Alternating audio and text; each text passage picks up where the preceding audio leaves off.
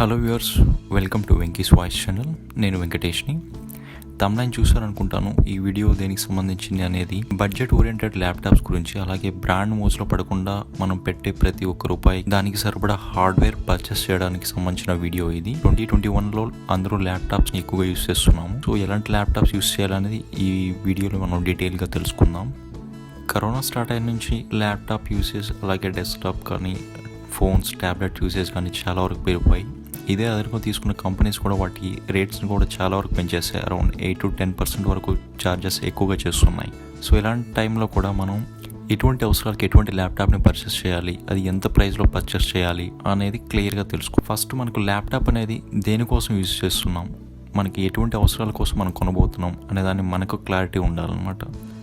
కొంతమంది గేమ్స్ కోసం తీసుకుంటారు, కొంతమంది ఎడ్యుకేషన్ కోసం తీసుకుంటారు, కొంతమంది ఆన్లైన్ వర్క్స్ చేయడానికి తీసుకుంటూ ఉంటారు, కొంతమంది వర్క్ ఫ్రమ్ హోమ్ చేస్తుంటారు, వాళ్ళు తీసుకుంటూ ఉంటారు. సో రకరకాలుగా ఉంటాయి. ఎవరికి ఎటువంటి ల్యాప్టాప్ సూట్ అవుతుంది అనేది ఈ వీడియో ఎండింగ్లో మీకు క్లారిటీ వస్తుంది. దాన్ని డిసైడ్ చేసుకొని మీరు ఫర్దర్గా పర్చేస్ లాంటివి మీరు ఎందుకోసం ల్యాప్టాప్ కొనాలి అనుకుంటున్నారో తెలుసుకున్న తర్వాత నెక్స్ట్ స్టెప్, మీ బడ్జెట్ ఎంత, మీ దగ్గర ఎంత మొత్తంలో అమౌంట్ ఉంది, సో దాన్ని కూడా మనం దృష్టిలో పెట్టుకోవాల్సి ఉంటుంది. సో ఆల్మోస్ట్ యావరేజ్గా ఎవరైతే ల్యాప్టాప్స్ కొంటున్నారో వాళ్ళు ఆల్మోస్ట్ 35,000, 40,000 ఈ మధ్య రేంజ్లో ఎక్కువగా ల్యాప్టాప్స్ అనేవి పర్చేస్ చేస్తూ ఉంటారు ఈ కరెంట్ సిచ్యువేషన్స్ టైంలో. సో వాళ్ళని దృష్టిలో పెట్టుకొని ఈ వీడియో నేను చేయడం జరుగుతుంది. మన బడ్జెట్ అనేది ఫిక్స్ అయిన తర్వాత మనం ఏ బ్రాండ్ నుంచి ల్యాప్టాప్స్ కొనాలి. ల్యాప్టాప్ బ్రాండ్స్ చాలా ఉన్నాయి. Dell, HP, Apple, Acer, Asus, ఇలా చాలా రకాల కంపెనీస్ ఉంటాయి. ఒక్కొక్క కంపెనీ వాళ్ళ బ్రాండ్ తగ్గట్టుగా వాళ్ళు ప్రైస్ ట్యాగ్ అనేది పెట్టుకుంటారు. సో మనం ప్రైస్ ట్యాగ్తో కాకుండా దాంట్లో ఉన్న హార్డ్వేర్ ఏవైతే ఉన్నాయో వాటిని బేస్ చేసుకొని మనం ఏదైతే మనకు సూటబుల్ ఉన్న హార్డ్వేర్ని ఎంత ప్రైస్కి కొనాలి అనేదాన్ని ఈ వీడియోలో తెలుసుకోవచ్చు. బిల్ట్ క్వాలిటీ అండ్ డ్యూరబిలిటీ అనేవి ఒక్కొక్క బ్రాండ్ ఒక్కొక్కలా మెయింటైన్ చేస్తుంటాయి. ఫర్ ఎగ్జాంపుల్ యాపిల్ అనేవి ఆల్మోస్ట్ వాళ్ళంతా హై ఎండ్లో చేస్తూ ఉంటారు. లైక్ వాళ్ళ బిల్ట్ క్వాలిటీ అంతా, మెటీరియల్ అంతా అల్యూమినియం వాడుతూ ఉంటారు. కొన్ని ల్యాప్టాప్స్ లైక్ లెనోవో, యాసర్, యాసూస్ ఇలాంటివన్నీ ఒక రకమైన ప్లాస్టిక్ని యూస్ చేసి వాళ్ళ ప్రోడక్ట్స్ని మ్యానుఫ్యాక్చరింగ్ చేస్తూ ఉంటాయి. సో ఈ విధంగా మీరు ఏదైతే ఏ బ్రాండ్ పైన అయితే నమ్మకం ఉంటుందో ఆ బ్రాండ్స్లోనే హార్డ్వేర్ని కూడా మనం ఒకసారి చూసుకోవాల్సి ఉంటుంది. సో ఇందులో ముఖ్యంగా ఫస్ట్ వచ్చి ప్రాసెసర్. ఈ ప్రాసెసర్లో 2 టైప్స్ ఉంటాయి. ఎక్కువగా ప్రాసెసర్ని 2 రకాల కంపెనీ మ్యానుఫ్యాక్చరింగ్ చేస్తున్నాయి, AMD and Intel. AMD company మెయిన్గా ఫోకస్ చేసేది గేమింగ్ కోసం, అలాగే హెవీ యూజర్స్ కోసం. ఎవరైతే ఎక్కువగా ఆన్లైన్ గేమ్స్ ఆడుతూ ఉంటారో, ఆఫ్లైన్ గేమ్స్, అలాగే ఎక్కువగా హెవీ టాస్క్ లైక్ యూట్యూబర్స్ కానీ, వీడియో ఎడిటింగ్ చేసే వాళ్ళు కానీ, మూవీ ఎడిటింగ్ ఇలాంటివి చేసే వాళ్ళకి వాళ్ళ టాస్క్ చాలా పెద్దగా ఉంటుంది. కాబట్టి వాళ్ళని టార్గెట్ చేసుకొని ఏఎండి అనేది వాళ్ళకి సంబంధించినట్టుగా హార్డ్వేర్లో processor as well as graphics కార్డ్ని వాళ్ళు డిజైన్ చేస్తూ ఉంటారు. ఇంటెల్ అనేది ఓవరాల్గా సంబంధించింది. ఇది లో ఎండ్ యూజర్ నుంచి హై ఎండ్ యూజర్ వరకు అందరినీ దృష్టిలో ఉంచుకొని వీళ్ళు ప్రాసెసర్ని బిల్డ్ చేస్తూ ఉంటారు. సో రైజన్లో ఏఎండిలో వచ్చేసరికి రైజన్ 3, 5, 7, 9 అలాగే థ్రెడ్ రైపర్ సిరీస్లో ఉంటాయి. ఇంటెల్లో వచ్చేసరికి స్టార్టింగ్ వాళ్ళు సెలెరాన్, పెంటియం ప్రాసెసర్లు యూస్ చేస్తుండేవాళ్ళు. సో ఫర్దర్ డెవలప్మెంట్ వాళ్ళు i3, i5, i7, i9 ఇలా ఐ సిరీస్ జనరేషన్స్ తీసుకొచ్చారు. ఒక్కొక్క సిరీస్లో జనరేషన్స్ కూడా ఉంటాయి, జనరేషన్ కంటిన్యూషన్ ఉంటుంది. సో కరెంట్ జనరేషన్ వచ్చి i3లో i11, i5లో i11, i7లో 11 జనరేషన్, అలాగే i9లో 11 జనరేషన్. ఇలా అన్ని ఐ సిరీస్లోనూ 11 జనరేషన్ ప్రజెంట్ ట్రెండింగ్లో ఉంది. ఫర్దర్గా 12, 13 ఇలా వాళ్ళు కంటిన్యూస్గా వెళ్తూ ఉంటారు. మనం ప్రాసెస్ సెలెక్ట్ చేసుకున్న టైంలో ల్యాప్టాప్స్ సంబంధించింది కాబట్టి ల్యాప్టాప్స్ అనేవి గేమింగ్స్ ఎక్కువ యూస్ చేసేదానికి పనికిరావు. మనం ఇంటెల్ పైన డిపెండ్ అవ్వడం మంచిది. ఇక్కడ ఇంటెల్లో కూడా 8th జనరేషన్ ఆ పైన ఉన్న వాటిని కొనుక్కోవడం బెటర్ అవుతుంది. పర్టికులర్గా అయితే i3 ప్రాసెసర్ డైలీ యూసేజ్లో, అలాగే సింపుల్ చిన్న చిన్న task, education like MS office work చేసుకోవడానికి i3 ప్రాసెసర్ సరిపోతాయి. i5కి వచ్చేసరికి కొద్దిగా కాంప్లెక్స్ టాస్క్ లైక్ మనం ఆఫీస్లో చేసే వర్క్స్కి, అలాగే చిన్న చిన్న గేమ్స్ ఆడుకోవడానికి i5 ప్రాసెసర్లు డిజైన్ చేసాయి. నెక్స్ట్ i7, i9 ఇవి హెవీ టాస్క్లు చేసే వాళ్ళ కోసం, గేమింగ్స్ కోసము, ఆన్లైన్లో స్ట్రీమింగ్ కోసం, మూవీ ఎడిటింగ్ ఇలా పెద్ద పెద్ద టాస్క్లు చేసేదానికోసం డిజైన్ చేస్తున్నాయి. ప్రాసెసర్ తగ్గట్టుగా ర్యామ్ అని కూడా మనం సెలెక్ట్ చేసుకోవాల్సి ఉంది. మనం ఏదైనా అప్లికేషన్ యూస్ చేస్తున్నామంటే ఆ అప్లికేషన్ మనకు ఆన్ బోర్డ్లో ఉన్న ర్యామ్కు ట్రాన్స్ఫర్ అవుతుంది. మనం ఎలాగైతే మొబైల్ ఫోన్లో వాట్సాప్, ఫేస్బుక్ ఇలా ఏవైతే యూస్ చేస్తున్నామో అవన్నీ ర్యామ్ పైన డిపెండ్ అవుతాయి. వాటిని ఓపెన్ చేసామంటే ఆటోమేటిక్గా అవి ర్యామ్కి కన్వర్ట్ అవుతాయి. కాబట్టి ఇక్కడ ర్యామ్ కూడా మనం ఎంత వీలైతే అంత ఎక్కువగా ఉండేట్లు చూసుకోవాలి. ఎక్కువ అప్లికేషన్స్ వాడాలి అనుకున్నప్పుడు ఎట్ ఎ టైం ఎక్కువ ర్యామ్ను మనం పెట్టుకోవాల్సి ఉంటుంది. ర్యామ్లో కరెంట్ జనరేషన్ వచ్చేసి DDR4 ఈ ర్యామ్ టైప్ అనమాట. DDR4, DDR5 మేబీ ఫ్యూచర్లో రావచ్చు. కరెంట్ ట్రెండింగ్లో ఉంది DDR4 టైప్ అనమాట. ఇది DDR4లో మినిమం ర్యామ్ అనేది 4GB ఉండాలి. ఎందుకంటే మనం విండోస్ 10 పైన ఎక్కువగా ల్యాప్టాప్స్ అనేవి రన్ అవుతున్నాయి కాబట్టి మినిమం మనకు 4GB ర్యామ్ అనేది అవసరం అవుతుంది. సో దీనికన్నా తక్కువగా ర్యామ్ ఉన్నది అనుకుంటే అప్లికేషన్స్ మనకు చాలా స్టక్ అయిపోతాయి, ల్యాప్టాప్స్ హ్యాంగ్ అయ్యే ఛాన్సెస్ చాలా ఎక్కువ ఉన్నాయి. ర్యామ్లో కూడా 2 టైప్స్ ఉంటాయి. ఒకటి ఆన్ బోర్డ్ ర్యామ్ ఉంటుంది. ర్యామ్ అనేది మన మదర్ బోర్డ్కి ఫిక్స్ చేసి ఇస్తారు. సో దాన్ని మనం ఫర్దర్గా రిమూవ్ చేయలేము. దాన్ని నెక్స్ట్ 4GB నుంచి 8GBకి పెంచుకునే అవకాశాలు కూడా ఏముండదు.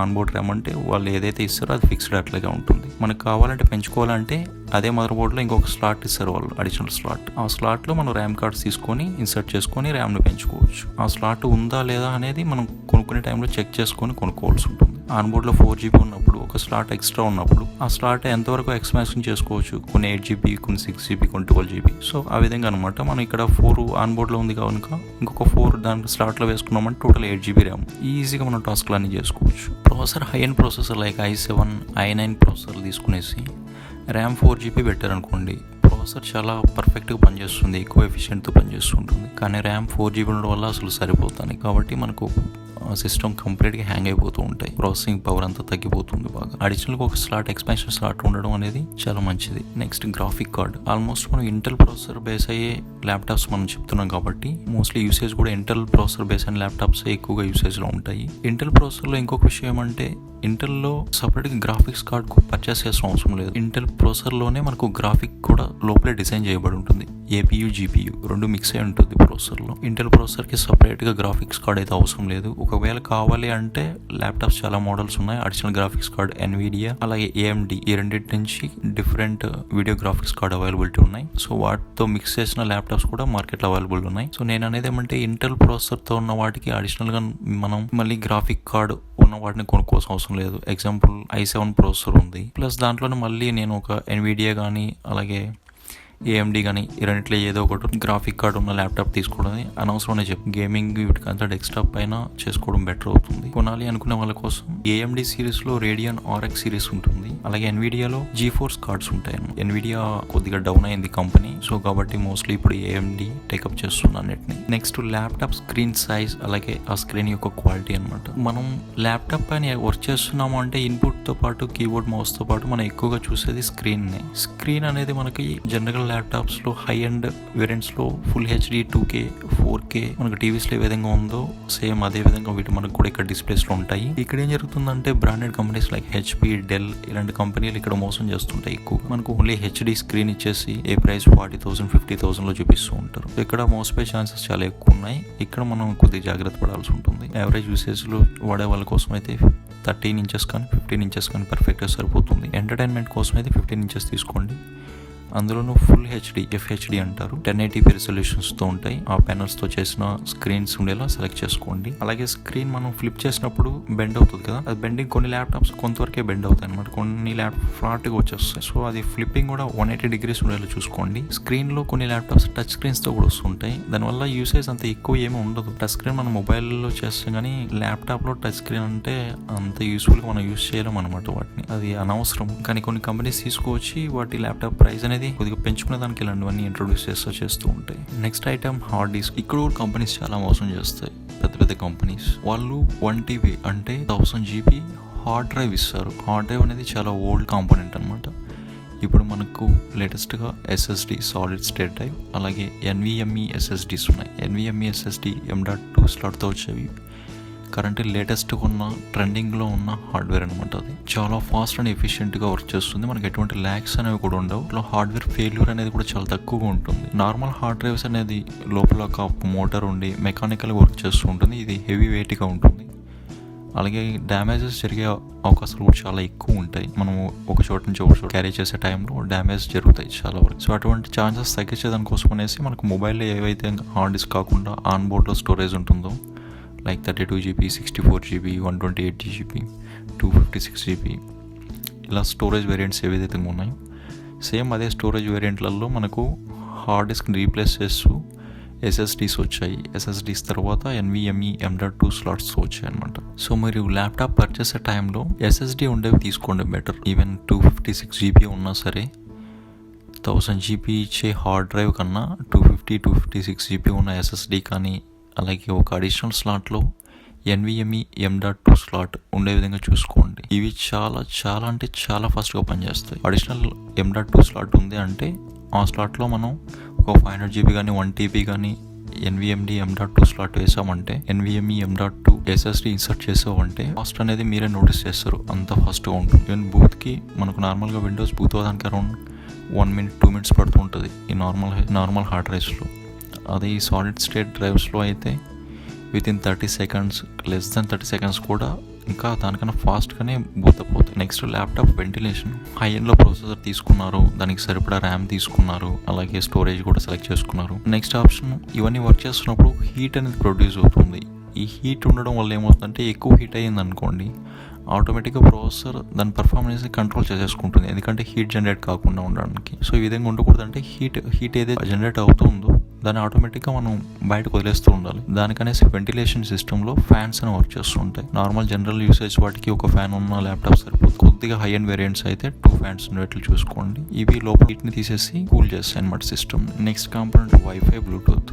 ఇంటర్నెట్ అందరూ యూస్ చేస్తుంటాము, ప్రతిసారి ఈథర్నెట్ అలాగే మొబైల్తో కనెక్ట్ చేసి పట్టుకోవడం కష్టంగా ఉంటుంది. వైఫై ఇప్పుడు ఎక్కడ ఉన్నాయి, చాలా చోట్ల దొరుకుతుంది. కాబట్టి వైఫైతో కనెక్ట్ అవ్వడానికి మనకి లోపల వైఫై మాడ్యూల్ బ్లూటూత్ ఉండాలన్నమాట. వైఫై అనేది 2 bands ఉంటాయి, 1.4 GHz ఒకటి, 5 GHz ఒకటి. సో వచ్చేవన్నీ 2 GHz డ్యూయల్ బ్యాండ్ సపోర్టింగ్తోనే వస్తాయి. కాకపోతే మీరు ఒకసారి చెక్ చేసుకోవడం బెటర్ అవుతుంది. బ్లూటూత్ 4.0 ఆ పైన ఉన్నాడు, 4.1 కానీ 4.2 కానీ బ్లూటూత్ 5 కానీ లేటెస్ట్ ఉన్నోడు తీసుకోవడం better. Next laptop component keyboard, అలాగే ట్రాక్ ప్యాడ్, పెరిఫెరల్ సిస్టమ్స్ అంటే USB 2, USB 3, HDMI లాంటివి. ఇట్లా చూస్తే కీబోర్డ్స్ చూసామంటే కీబోర్డ్లో నార్మల్ కీబోర్డ్ ఒకలా ఉంటుంది, 13 inches ల్యాప్టాప్లో కీబోర్డ్ ఒకలా ఉంటుంది, 15 inches ల్యాప్టాప్లో కీబోర్డ్ ఇంకోలా ఉంటుంది. 13 inchesలో మనకు ఆల్ఫాబెట్స్తో పాటు ఆల్ఫాబెట్స్ పైన మనకు నెంబర్స్ ఉంటాయి అనమాట, 1 2 3 4. అలాగే 15 inches కొద్దిగా పెద్దగా ల్యాప్టాప్ ఉంటుంది కాబట్టి కీబోర్డ్ కూడా నెంబరింగ్ కీప్యాడ్ అనేది సపరేట్గా ఉంటుంది. ఓన్లీ 1 2 3 4 5 6 ఈ క్యాలిక్యులేటర్లు ఏవైతే నెంబరింగ్ ఉంటాయో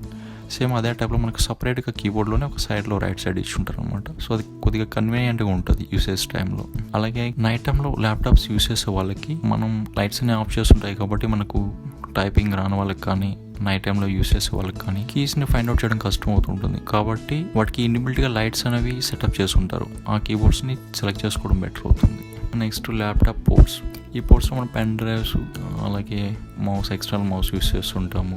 అలాగే ల్యాప్టాప్ని టీవీస్ కనెక్ట్ చేస్తూ ఉంటాము, కొన్నిసార్లు ప్రొజెక్టర్ కనెక్ట్ చేస్తూ ఉంటాము. సో వీటికంతా పెరిఫెరల్స్ అవసరం అవుతాయి అనమాట. కాబట్టి USB 2 అనేది ఓల్డ్ టైప్, కరెంట్ జనరేషన్ అయితే USB 3.1 ఇలా జనరేషన్స్ ఉన్నాయి. వీటిలో USB 2 మినిమం ఒక 2 ports, అలాగే USB 3 అనేవి 3.1 అనేది ఒక 2 ports, అలాగే HDMI ఒకటి. HDMI అనేది మనకు ల్యాప్టాప్ నుంచి స్క్రీన్స్ కనెక్ట్ చేయడానికి, పెద్ద స్క్రీన్స్ కనెక్ట్ చేయడానికి యూజ్ అవుతుంది. అలాగే నార్మల్ హెడ్ ఫోన్స్ ఒకటి, మన మ్యూజిక్ ఏదైనా వినాలనుకుంటే headphones 3.5mm headphone jack ఉండేలా చూసుకోండి ఒకటి. Next webcam with mic. Webcam అనేది వీడియో కాల్స్, స్కైప్ కాల్స్ కానీ ఏమైనా మనం ఫార్మల్గా ఇంటర్వ్యూస్ అటెండ్ అవ్వాలంటే వెబ్ క్యామ్ ఖచ్చితంగా ఉండాల్సిందే. అలాగే దాంతోపాటు ఒక మైక్రోఫోన్ కూడా అటాచ్ అయ్యేటట్టు చూసుకోండి. నెక్స్ట్ ఈథర్నెట్ ఉండాలి. కొన్నిసార్లు ఆఫీస్లలో వైఫై రాకపోవచ్చు, డైరెక్ట్ కేబుల్ కనెక్షన్స్ ఇస్తుంటారు ఈథర్నెట్ పోర్ట్ అనేది.